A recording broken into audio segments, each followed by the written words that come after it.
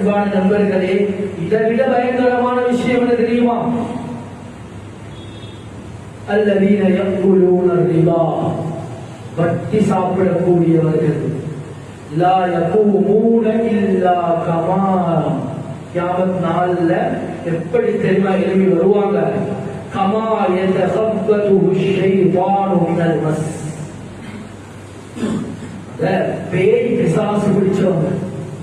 என்னோட பாஷையில தர்ஜுமா செய்யலடா, இந்த பேய் பிசாசு பிடிச்சவங்க கத்திக்கொண்டு கதறிக்கொண்டு உளறிக்கொண்டு வருவார்களோ, இதே போல கியாமத்துடைய நாள்ல அல்லாஹ்வை சந்திப்பார்கள், கபர்களில் இருந்து எழுப்பி வருவார்கள்.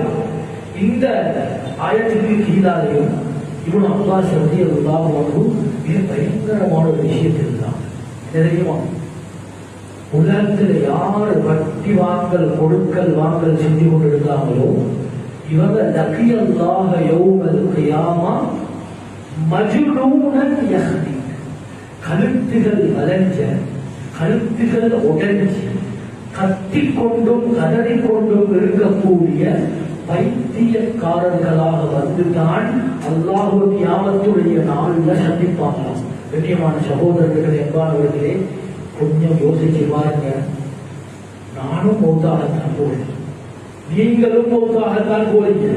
யார் யாரெல்லாம் உலகத்துல வாழ்ந்தாங்களோ மரணிச்சிட்டாங்க, யார் யாரெல்லாம் வாழ்வார்களோ மரணிப்பார்கள். சகோதரர்களே, எங்களுடைய நிலைமை இந்த நிலைமையாக இருக்கும் என்று இருக்கா?